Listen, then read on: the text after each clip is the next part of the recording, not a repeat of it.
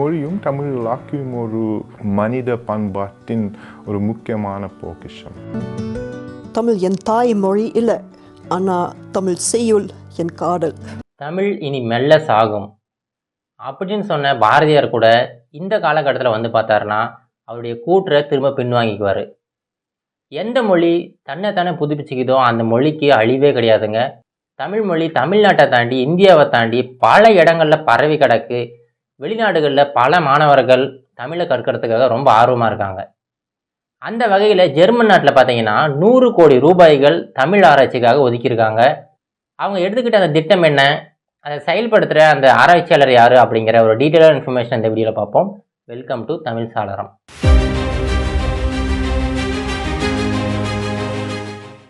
Germany நாட்டை சேர்ந்த Eva well done இவங்க 2001ஆவது வருடம் தமிழ்நாட்டுக்கு வராங்க. தமிழ்நாட்டில் இருக்கிற தமிழ் அறிஞரான டிவி கோபால் ஐயர் இவங்க கிட்ட வந்து எனக்கு இந்த தமிழ் இலக்கியங்கள் மேலே ரொம்ப ஆர்வமாக இருக்குது, அதை கற்றுக் கொடுங்க அப்படின்னு சொல்லிட்டு கேட்குறாங்க. இது ரொம்ப பெரிய ஆச்சரியம்தான். ஏன்னா எல்லா மக்களுமே தமிழ் மொழியில் இருக்கிற நாடகங்களாகட்டும், அதில் இருக்கிற கவிதைகளாகட்டும் இதில் தான் ரொம்ப நாட்டமாக இருப்பாங்க. ஆனால் ஈவா வெல்டன் தமிழ் இலக்கியங்கள் மேலே ரொம்ப நாட்டமாக இருந்திருக்காங்க. தமிழறிஞர் டிவி கோபால் ஐயர் அவர் பார்த்தீங்கன்னா அவருக்கு வந்து வெற்றிலை போடும் பழக்கம் இருந்திருக்கு. பொதுவாக பார்த்தீங்கன்னா ஒருத்தர் வெற்றிலை போட்டுட்டு அவங்க பேசும்போது அவங்க வார்த்தைகள் கொஞ்சம் குளற மாதிரி வரும். அது ரொம்ப கஷ்டமாக இருந்திருக்கு இந்த பேராசிரியருக்கு அவங்க சொல்கிறதெல்லாம் புரிஞ்சுக்கிறதுக்கு. ஆனால் அதுலேயுமே இவங்க வந்து குறுந்தொகையை கற்றுக்கணும் அப்படின்னு சொல்லி கேட்டுக்கிட்டு இருந்திருக்காங்க. இது கேட்ட உடனே கோபால் ஐயருக்கு ரொம்ப பெரிய ஒரு மகிழ்ச்சி. நீங்கள் கற்றுக்கணும் அப்படின்னு ஆசைப்பட்டீங்கன்னா நான் வந்து தினமுமே காலையிலேருந்து சாயங்காலம் வரைக்கும் கூட குறுந்தொகையை படித்து காட்டுறேன் அப்படின்னு சொல்லிட்டு ஒத்துக்கிட்டு இருந்திருக்காரு. இப்போது தமிழறிஞர் டிவி கோபால் ஐயர் கற்றுக் கொடுத்த எல்லா விஷயங்களையுமே இவங்க கற்றுக்கிட்டு பல நூல்களை தமிழ்லேருந்து ஆங்கிலத்துக்கு மொழிபெயர்த்திருக்காங்க. இவங்க மறுபடியும் அவங்க தாய்நாடான ஜெர்மனிக்கு போனவங்க அங்கே ஹாம்பர்க் யூனிவர்சிட்டியில் ப்ரொஃபஸராக ஜாயின் பண்ணுறாங்க. அங்கே ஜாயின் பண்ணதுக்கப்புறமா ஐரோப்பாவிலேயே இவங்க தான் ஒரே ஒரு தமிழ் பேராசிரியர். இவங்க அங்கே இருக்கிற அந்த சயின்ஸ் அகாடமிலாம் இருக்கும் பார்த்தீங்களா, அவங்கக்கிட்ட ஹெல்ப் கேட்டு கிட்டத்தட்ட 100 கோடி ரூபாய்களை தமிழ் ஆராய்ச்சிக்காக அவங்க வந்து வாங்கியிருக்காங்க. இப்போ இந்த 100 கோடி ரூபாயை இவங்க என்ன பண்ண போகிறாங்க அப்படின்னா தமிழ் லேக்ஸ் அப்படிங்கிற ஒரு இணையதளத்தை உருவாக்க போகிறாங்க. அந்த இணையதளம் என்ன அப்படின்னா நம்மளுடைய இலக்கியங்கள்லாம் இருக்குது பார்த்தீங்களா, எல்லா இலக்கியங்களுமே ஓலைச்சுவடியாக இருக்குது இல்லை புத்தகங்களாக இருக்குது, இப்படி இருக்கிற எல்லாத்தையுமே டிஜிட்டல் ஃபார்மேட்டில் அவங்க அந்த இணையதளத்தில் ஏற்றி வச்சுருவாங்க. இதுக்காக ஈவா வெல்டன் கூட பல ஆராய்ச்சி மாணவர்கள் இருக்காங்க.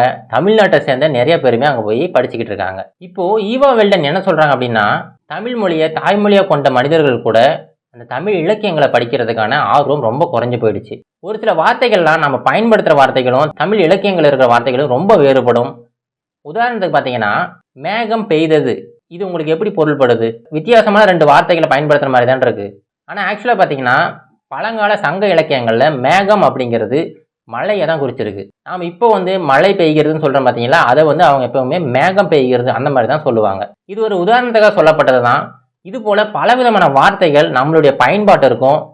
அந்த இலக்கியங்களிலுமே ரொம்ப பெரிய ஒரு மாறுபாடு இருக்குது. இந்த தமிழ் இலக்கியங்கள் எல்லாத்தையுமே நம்ம சரிவர புரிஞ்சுக்கணும் அப்படின்னா நமக்கு சின்ன வயசுலேருந்தே பயிற்சி தேவை.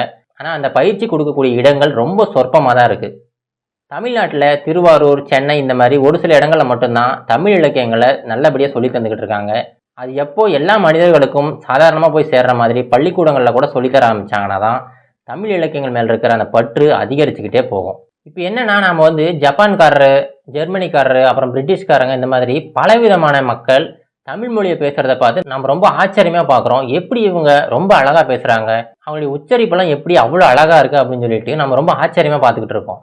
ஆனால் நம்ம வீட்டில் நம்ம குழந்தைகள் தமிழ் மொழி பேசுகிறதையும் நம்ம தமிழ் மொழி படிக்கிறதையுமே நாம் வந்து தடை பண்ணிக்கிட்டு இருக்கோம்.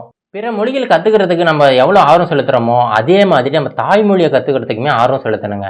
உதாரணத்துக்கு நீங்கள் ஆங்கிலத்தை கற்றுக்கவே வேணாம்னு சொல்லலை. ஆங்கிலம் இல்லாமல் நீங்கள் வந்து ஆராய்ச்சி படிப்புகள்லாம் படிக்க முடியாது. நிறைய மேற்படிப்புகள் ஆங்கிலத்தில் தான் படித்தாகணும். ஏன்னா அதற்கான புத்தகங்களாகட்டும், அதை சொல்லிக் கொடுக்கக்கூடிய ப்ரொஃபஸர்ஸ் ஆகட்டும் எல்லாருமே ஆங்கிலத்தில் தான் படிச்சிருக்காங்க. அதை நம்ம எப்பவுமே தவிர்க்க முடியாது. நம்ம ஆராய்ச்சி படிப்பு கூட நம்ம தமிழில் தான் படிக்கணும் அப்படின்னு சொல்லிட்டு நம்ம கட்டாயப்படுத்தக்கூடாது. ஏன்னா அது வந்து சாத்தியம் கிடையாது. நம்முடைய பழைய நூல்களாகட்டும் எல்லாத்தையுமே நம்ம மக்களுக்கு சரிவர நம்ம கற்றுக் கொடுத்தா மட்டும்தான் அது அடுத்த ஜென்ரேஷன் அப்படின்னு சொல்லிட்டு ஒவ்வொரு ஜென்ரேஷனாக அடுத்தடுத்த ஜென்ரேஷனுக்கு போய்கிட்டே இருக்கும். தமிழ் மொழியை யாராலும் அழிக்க முடியாதுங்க. வழக்க நடையில் எந்த மொழி இருந்துக்கிட்டே இருக்கோ, எந்த மொழி தன்னைத்தானே புதுப்பிச்சுக்கிட்டே இருக்கோ அந்த மொழிக்கு அழிவே கிடையாது. காலப்போக்கில் நம்முடைய பழைய இலக்கியங்களை எடுத்து படித்து பார்த்தோம்னா அதில் இருக்கிற எழுத்துக்கள் மட்டும்தான் புரியும், அதில் இருக்கிற அர்த்தங்கள் நமக்கு புரியவே புரியாது. இதுக்கு நல்ல உதாரணம் என்ன பார்த்தீங்கன்னா, இந்த கிரேக்க மொழி இருக்குது பார்த்தீங்களா, கிரேக்கம், அப்புறம் சைனீஸ், மேண்ட்ரின், இந்த மொழிகள்லாம் அந்த மொழிகள் பேசுகிற மக்களால் கூட அந்த மொழிகளில் எழுதப்பட்ட பழைய நூல்களை படித்து அதற்கான அர்த்தத்தை புரிஞ்சுக்க முடியறதில்ல. இந்த நிலை தமிழ் மொழிக்கும் வந்துடக்கூடாது அப்படிங்கிறதுக்காக தான் இப்போ ஈவா வெல்டன் இந்த 100 கோடி ரூபாய் செலவில் இந்த தமிழெக்ஸ் திட்டத்தை ஆரம்பிச்சிருக்காரு. இந்த திட்டத்தின்படி தமிழ் இலக்கியங்கள் எல்லாத்தையுமே சாதாரண மக்களுக்கு புரிஞ்சுக்கிற மாதிரி ஒரு இணையதளத்தை உருவாக்கி அதில் எல்லா ஓலைச்சுவடி எல்லா புத்தகங்களுமே அதில் வந்து டிஜிட்டல் ஃபார்மேட்டில் ஏற்ற போகிறாங்க. இதுக்கு அவங்க நிர்ணயிச்சிட்டு இருக்கிற காலகட்டம் என்னென்னு பார்த்தீங்கன்னா 2046 வரைக்கும் வச்சுருக்காங்க.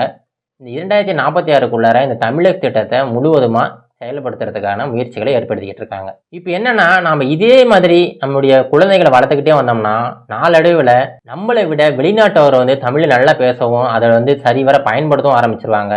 அதை நம்ம வியந்து பார்த்துக்கிட்டு இருப்போம். ஆனால் நாம் தமிழ் மொழியை பேசுகிறதையும் அதை கற்றுக்கிறதையும் கொஞ்சம் கொஞ்சமாக குறைச்சிக்கிட்டே வந்துக்கிட்டு இருக்கோம். இது எல்லாத்தையுமே ஒரே தீர்வு பார்த்தீங்கன்னா, நம்ம குழந்தைகளாகட்டும் இல்லை மற்றவங்களாகட்டும் தமிழ் மொழி படிக்கிறத முதல்ல நீங்கள் தடுக்காமல் இருங்க. நீங்கள் படிக்கலன்னா போகிறீங்க, ஆனால் படிக்கிறவங்களை என்றைக்குமே தடுக்காதீங்க. அவங்களுடைய ஆர்வத்தை என்றைக்குமே நீங்கள் வந்து ஒரு தடையாக இருக்காதீங்க. அதுக்கு ஒரு நல்ல ஒரு தூண்டுகோலாக இருங்க.